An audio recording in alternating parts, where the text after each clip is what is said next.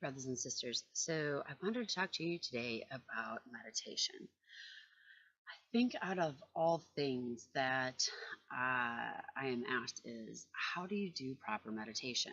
We teach meditation at Euphoric Source in Cambridge, Minnesota. We also hold Tuesday classes where we do some meditation at 6:30 on Tuesdays, and those classes are free. So there are a few various ways that you can get a hold of us to ask about meditation, but why not just do a video, right, for everyone? Okay, now one of the biggest things about especially Americans, we're not taught a lot. I mean, let's be real.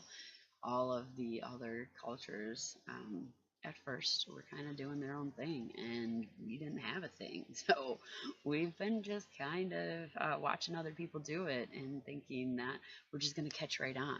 You know, other cultures, they teach their children meditation, they teach their kids how to do it from a very, very young age. And statistics have shown that if we teach all of our children from the age of 8 how to meditate, that we could actually live in a place of harmony and peace in our society. Our money problems, our drug problems, our violence, everything would just decrease. And so it's very important to learn about meditation, and not only for us adults, but also for the children. So please do share this with the children. But one of the number one things that is um, is a problem for people is that they overthink in meditation. You know, the first thing that they think that they need to do in meditation is go sit down and sit in one place, and then they need to clear their mind. Well, I'm going to tell you right now that if you haven't meditated, if you are not a person that meditates on a daily basis, that meditation for you to sit down in one place, to be quiet and to clear your mind, the first thing that's going to happen when you clear your mind is every single thing that you were supposed to do throughout the day or last week or tomorrow, or any worries are going to come into your head. So when we clear our mind, when we're not used to meditation, what we're really doing is we're clearing space for the other worries and other things to come in to our head. So the first thing that I like to tell people during meditation is that meditation is a tool to use to help us figure out life. It helps us work through our problems and go through the things that we are going through. It helps to be a great emotional release for us. So if you start into meditation and you're sitting down and your mind just gets cluttered with everything, that's okay. Just sit for a while there and think it through, because the huge point of meditation is to figure it out. This is your time away from everything, your quiet time to actually sit and think about your meditational time in your day, in your life, and everything. So allow those feelings to come to you. Allow them to happen. Allow those emotions to come out.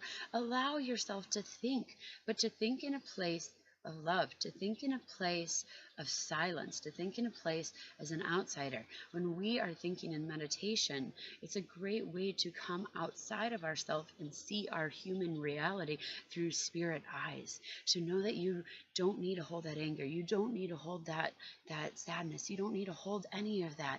The only thing that you should be doing really at that time is allowance and surrendering to what is happening. And when those thoughts come into your mind, you just kind of look at them or take it as an outsider. What would you think if you were an outsider? What are you seeing when you're not emotionally invested into the situation? And so allow yourself to think.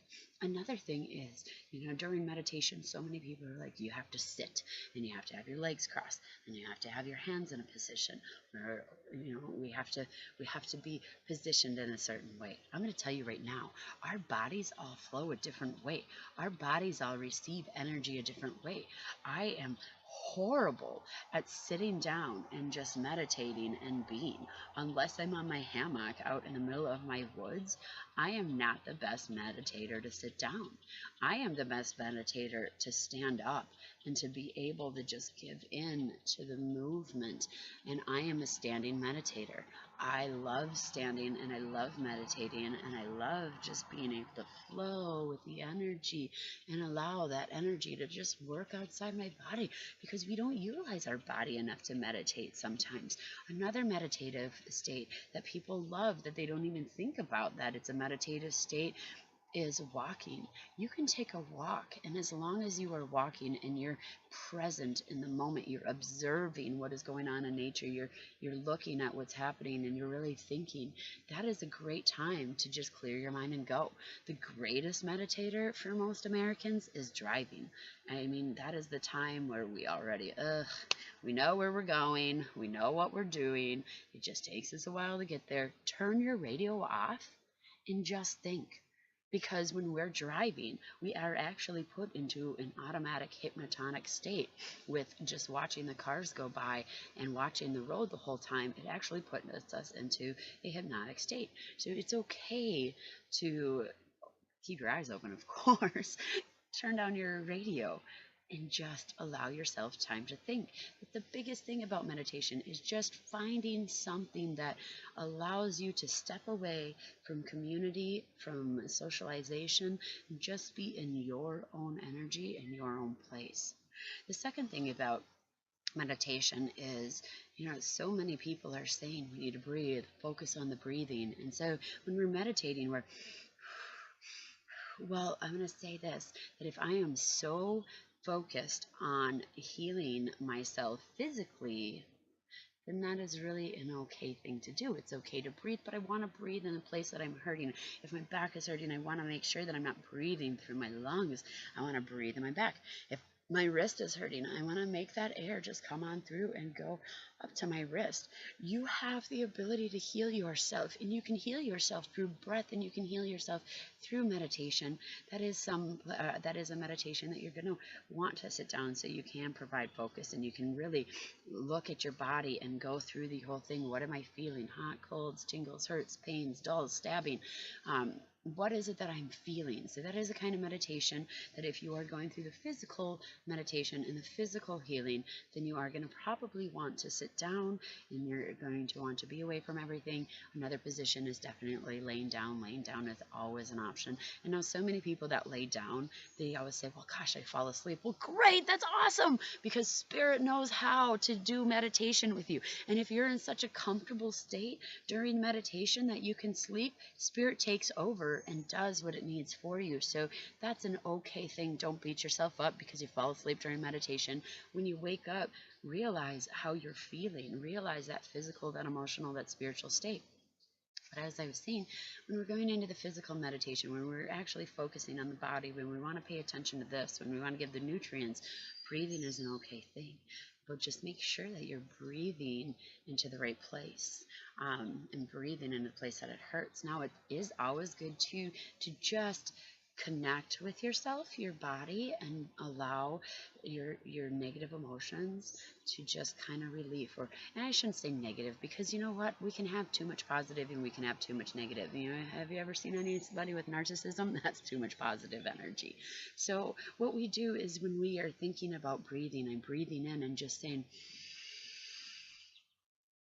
this is my breath for the greater of good, and anything that I take in is for the nutrients of my body. It's for healing my body. And when I breathe out, I want to breathe out as hard as I can. So I'm thinking about breathing everything out, from all of that stuff around my feet, all the way out and all the way out.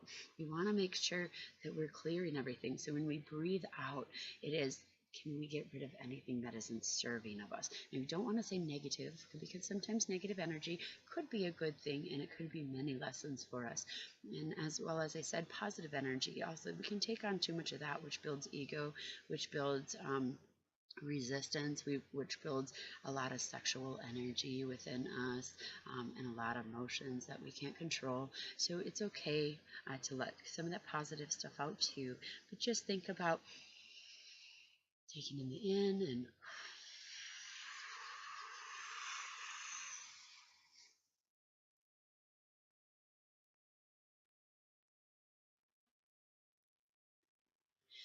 Get rid of every last breath that you can. And as you're breathing out, anything that I do not need needs to breathe out, or it needs to go out now. And it is good for 20 times a day to actually stop and be present in the breath and receive breath and give breath out, because that is our time of checking into ourselves and into our body to allow for the energies to flow in and flow out. When we're going spiritually, when we're going into the spirit realm, though, I've found that it's very hard for some people to focus on that breath, because when, especially, you're just starting your meditation and now I want to go in spirit, I'm thinking, am I breathing right? So when I'm breathing and I'm trying to make a spiritual connection into nature, into everything, what I'm doing is I'm focusing on the physical body. And when I focus on the physical body, then that anchors me to this place. And so as I'm focusing on my breath, I actually can't journey so much in spirit. And when you really learn to meditate with spirit, when you really know how to work with that nature energy and the creator energy and your higher self energy, you actually don't need to breathe during meditation. I can actually go into a meditative state and hold my breath for up to 5 minutes.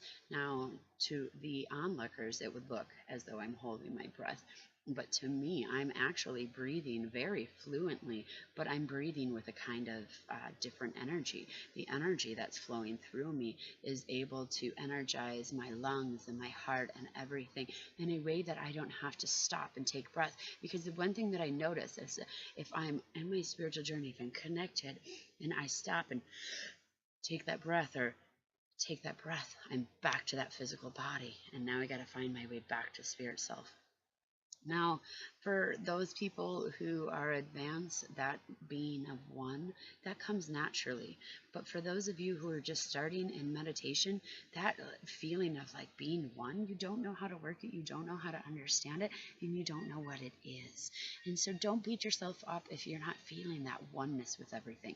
But a really good way to start that oneness is that, let's pick a place like nature. Nature's always easy to start with because it's always wanting to heal, it's always wanting to work with you, and it's always available to us, and it always creates a nice safe place.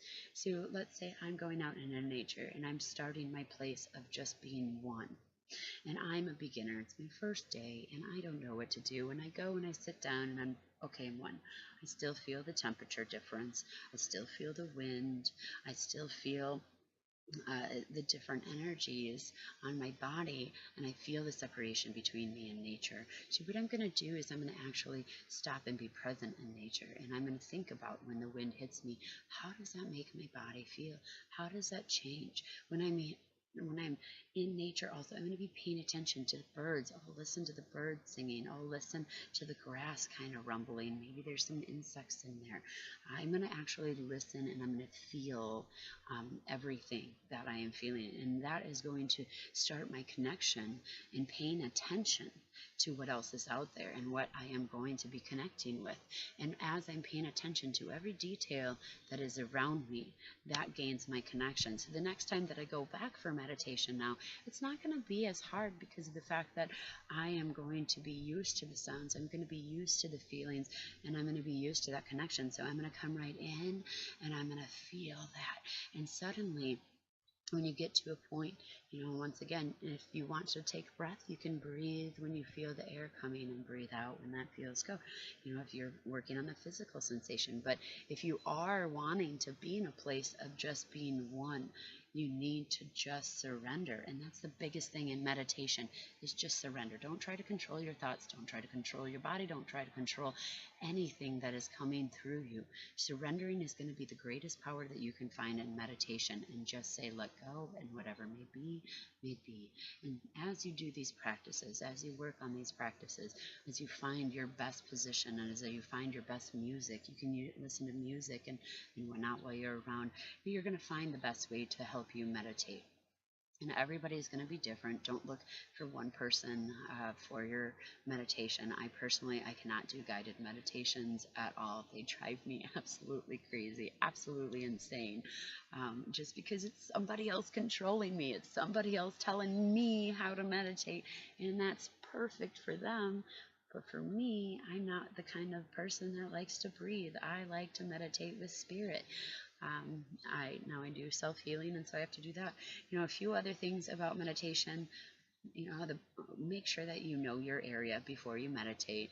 Make sure that you know where your kids or your dogs or your husband or the wife or the friends, or make sure that you kind of know what's in the house or around you, or things that can distract you, because that way when they do distract you, it's not sudden and all of a sudden you bump out of it and you're back in reality and forget everything that you learned in meditation. Instead, you're okay, well, that's the kids and I'm coming out and I'm going to bring myself back. Make sure that you cleanse your area. You can do this with Palo Santos. You can do this with cedar, sweetgrass, and sage. Um, and you can just even do it with intent. There's singing bowls, there's bells that you can utilize. There's so many different ways. Just open up windows to help clear the area, but make sure that the area that you're in is cleansed. Pick your music, and if you have guides that you want to work with, ask them to come in. Now, one thing is I just don't want people thinking about just bringing the light, because when we ask to just bring in the light, sometimes there are negative things, or there are fallen angels that are now demons that still carry that light. So just be very careful about just saying, I open myself up to the light, and be careful about saying I open myself up to anything. If you're not familiar with a place, do not fully allow your spirit to go there. If you are focusing on meditating with a tree and you've never meditated with a tree, and the tree allows you in its energy, one thing that we need to do is still build kind of a shield and allow ourselves during that meditation. We say we shield ourselves from any energies coming in and out, and we allow ourselves to just be. When you can make that, and then um, during that meditation that the tree was safe for you to meditate in, then maybe next time you can go in and connect a little bit more without the shield. But I have seen so many people so many times connecting with nature and earth and going as far as they can go, or cosmos and going as far as they can go, or asking for so much light, and it actually messes them up, because when they open themselves up widely and freely, and you just say I open myself up to everything, and you don't have that control and you don't know what's happening, then we have entities and we have other things that can come onto us in our bodies. So just make sure that you really pay attention to the lessons in your body and your spirit while you're in meditation, and you'll do a great job. But know that it is not always the home in this sitting. There are many different ways, and I believe in you, and I believe that you will find the best possible way for you to do meditation. Good luck, brothers and sisters.